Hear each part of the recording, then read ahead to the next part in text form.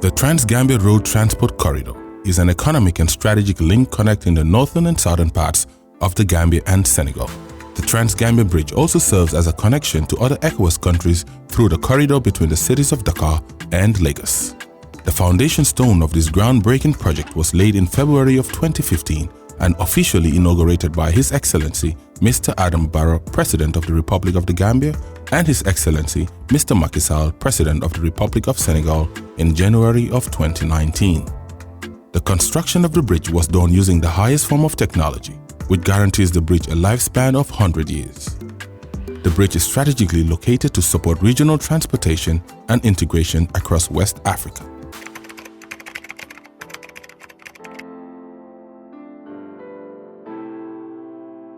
We are here in Mansakonko today. We came to carry out verification of the people, to identify those people whose properties have been affected by the Trans-Gambia route project. In the process, we came here to meet the consultant, Mr. Dalakwa, and his team to find out which of the properties they are likely to demolish.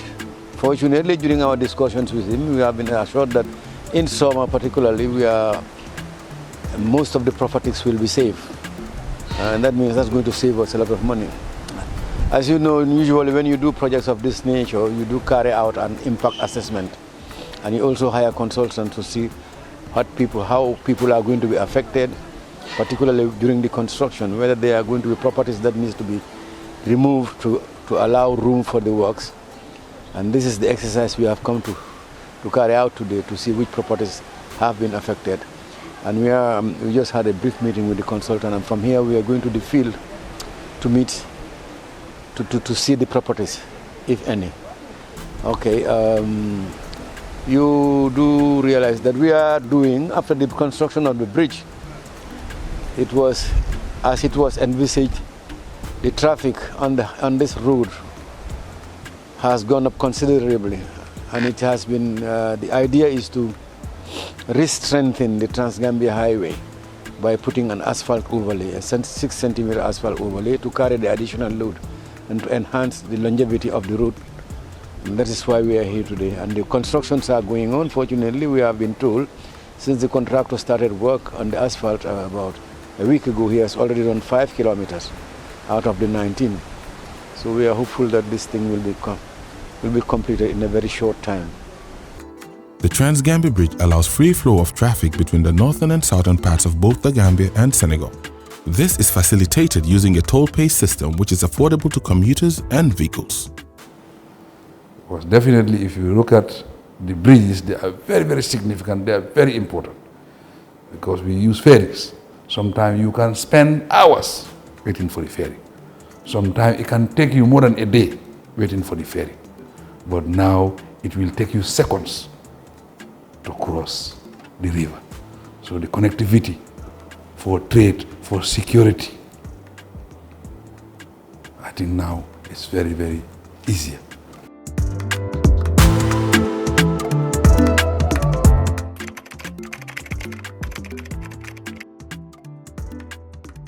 The construction of the bridge came at a very, very critical and timely manner. Before, people find it very difficult to cross easily at that point. You go to the south or to the north bank, you find queues of vehicles, people waiting.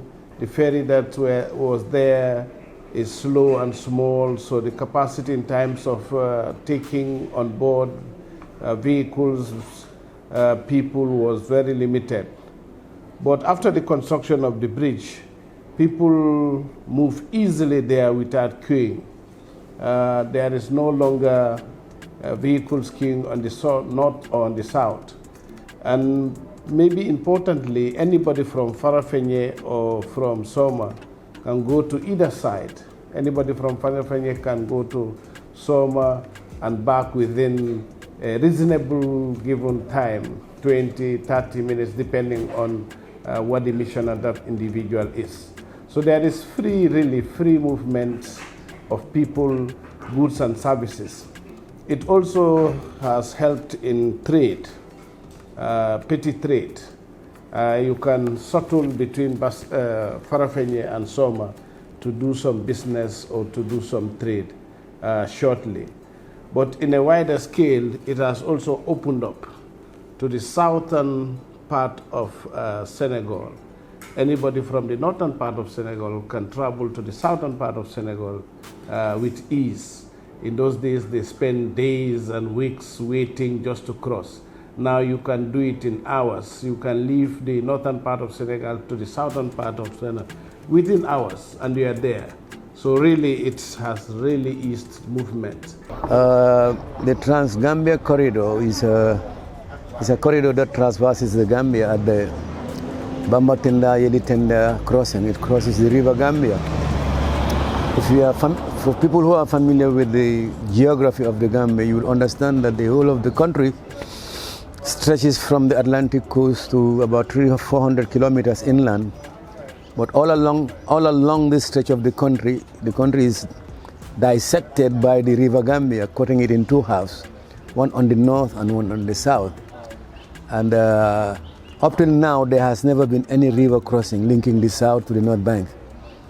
There has been always ferries or boats to cross the river. With the TRANS-GAMBIA Corridor project, at a very strategic location on the river, across the river, a bridge has been built. And this bridge is linking the northern parts of both Senegal and the Gambia, because Gambia happens to lie entirely within Senegalese territory, just dividing the river also divides the Senegalese territory into halves, such that this corridor, which has the only fixed crossing across the river, becomes a very important economic and social link for both the Gambia and Senegal, and for even countries beyond our two borders. I mean, it's become a very strategic piece of infrastructure for regional integration. It will have a lot of impact in the Gambia certainly, and in Senegal, but beyond Senegal, all the way to Guinea-Bissau, Guinea-Conakry, Mauritania, to the north of Senegal. They all will use this corridor to go to travel along the coast of the Atlantic from Mauritania to Senegal and beyond. So the impact of this bridge, is very significant. It's very an economic route, and it's also an integration. It will enhance greatly integration in the sub-region. The TRANS-GAMBIA corridor is part of a broader regional strategy for the development of strategic corridors that aim at increasing the regional integration of West Africa. The corridor goes from Dakar to Abidjan, is an important part of it, of this axe. And it is part also of this plan, or better, it fits in the strategy of the country that wants to develop, wants to become a central part of this regional integration strategy, in particular with the development of a special economic zone in the same area that will bring advantages to the country and to the whole region. In particular, in terms of development of trade and development of the market at local level. It's important, the regional integration in particular is important in that area because it also bring people closer from north and south riverbanks, and this is like this integration will bring a more stable social and economic growth and social peace in particular. So we do expect this to be an important opportunity for the country, for the region, to move forward in a more inclusive economic growth of the whole area. But again, the other thing is safety. Naturally, the crossing that used to happen there and the vessels that were used for that crossing, they are very slow. There are also animals like hippos there. In some instances, they could be a threat to people who cross. But with the bridge now, it's much safer. You can walk across even as an individual on your own, on your feet, or collectively in a vehicle or so. You can easily drive across in a much more safer mood than before what used to happen. So the bridge has really eased movement and also facilitated or improved safety, as it were. Proceeds from the toll gate will be used for infrastructural development in the Gambia. The 24-kilometer TRANS-GAMBIA road transport corridor is funded by the African Development Bank and the European Union, of which the TRANS-GAMBIA bridge is part of. The Gambia has been very fortunate in acquiring funding for this piece of this infrastructure that is bridging the River Gambia. The funding was mainly provided through grants.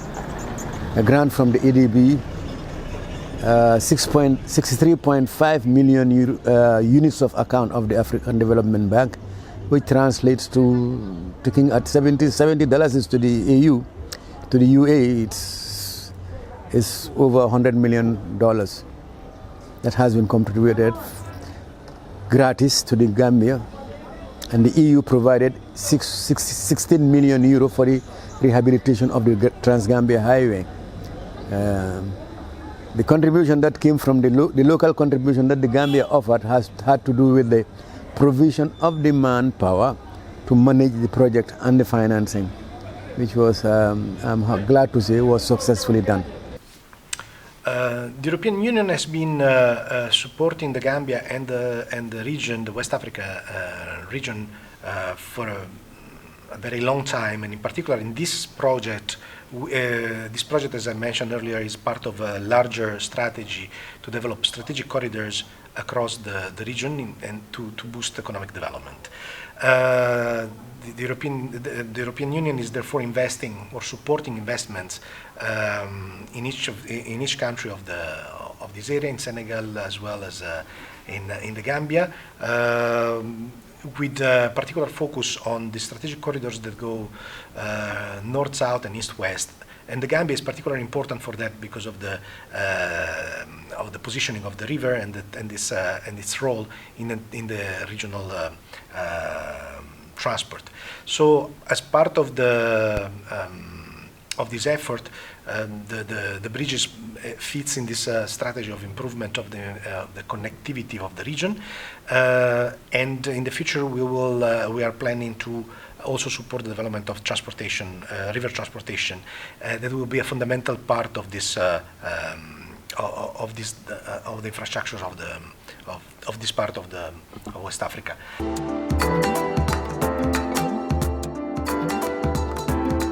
The project includes rehabilitation of feeder roads and construction of a regional market.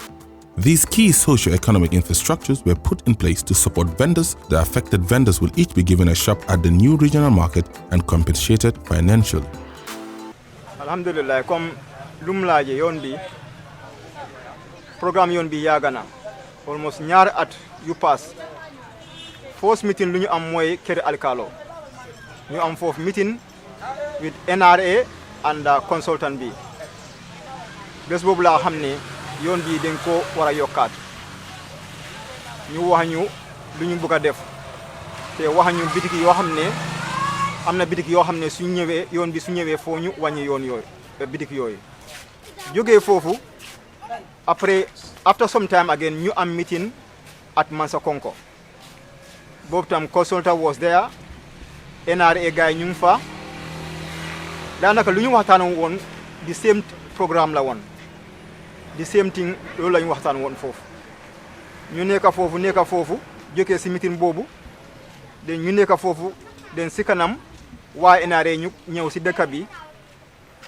comme man ma nekk president of market society ñu ma ànd ak ñoom ñu won ma bitik yoo xam ne bitik yooyu lañ war a laal am na yoo xam ne dañu war a wàññi seen bitik yi am na yoo xam ne seen prix lañ war a wàññi ñu dem round bitik yëpp jël nañ seen tour yi inform leen dat yoon moo war a ñëw te ñu yëpp xam nañ yoon développement na te apprécier nañ ko dañ jël seen tour yi first time bi ñu dem after some time ñu ñëwaat again topp bitik yi den ñu ne ma dañu soxla seen details yi mooy seen tour yi photocopy of seen ID card seen account number seen BBAN. kontaan nañ trop kontaan nañ ci gouverneur bi kontaan nañ ci chief bi kontaan nañ ci gars yi ñëw fii yëpp ñu ngi kontaan ci ñoom te nañu yàlla jàppale waxtaan bi rafet na trop parce que yoon moom boo déggee dëkk moom yoon moo ko yore waaw yoon bi mooy lépp waaw yoon ak marché moo yore dëkk bi.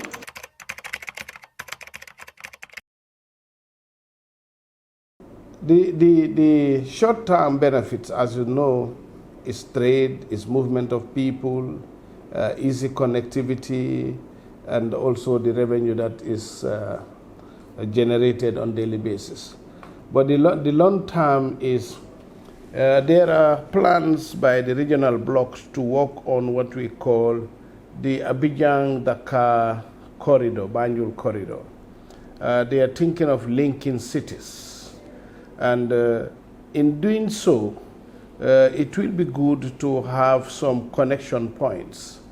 And the bridge really would serve greatly on that corridor.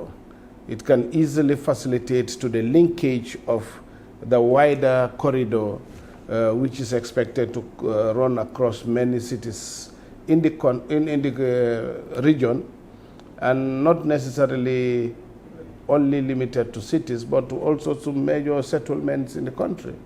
So in the long term, the returns of the bridge also could be used to construct other bridges or even other infrastructure, and more importantly, to also be used for maintenance of the bridge and some associated, it could even be used to do some commerce in the area. We could build some markets around the bridge, along that corridor, that settlement. And these are long-term benefits that the communities around the bridge would definitely benefit in times of trade, because of the movement of people and the frequency and also the volumes that go through that bridge.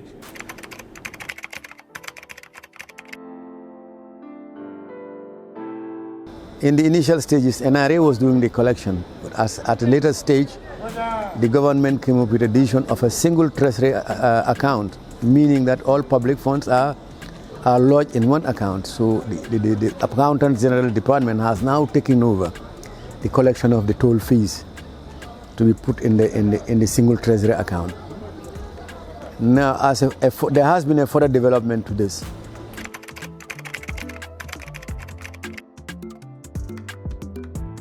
The government decided to recycle the bridge, meaning that there is going to be the bridge is going to be handed over to a concessionaire who will be collecting the toll fees. And for the government is going to receive payment for this in advance of the it's like a leasing arrangement. The concessionaire gives the government a sum of money over a period, agreed period, so that they have the money in advance and they are able to do other infrastructure and other public works and public services. It's not that very new. Perhaps what is new is the nomenclatures being changed.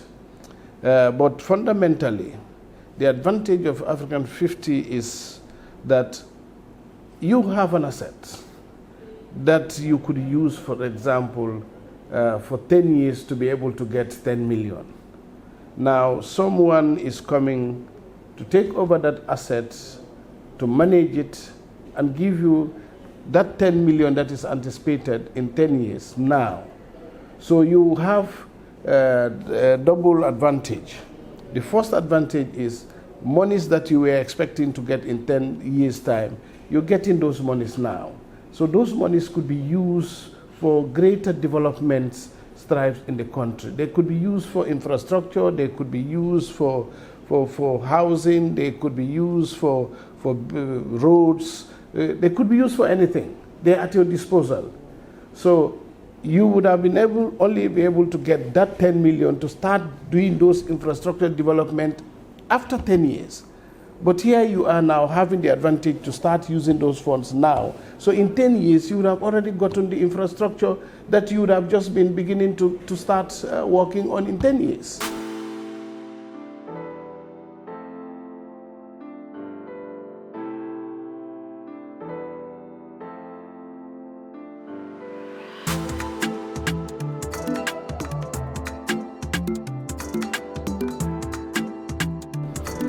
The other advantage of African 50 intervention is when they are given the asset to manage, they are going to bring in expertise, they are going to bring in maintenance, they are going to bring in improvements, they are going to, because they're investing and they also need to recoup their investment. So the better they maintain the infrastructure, the more they improved it, the more they enhance its productivity, the better for them in terms of shortening the period in which they would have been able to recoup their investment. So that's an added advantage. So as a government, as a country, you would have been taking off the burden of maintaining the bridge, trying to improve the working conditions or enhance its productivity and all of that.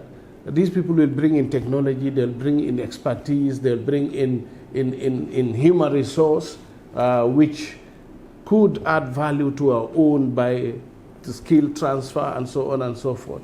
So really the African 50 intervention or engagement or the PPP or initiative is a very commendable one. And I think if we embrace it and get it right, we will all celebrate at some point rather than what it is being considered to be. It's a very advantageous investment or initiative taken by government.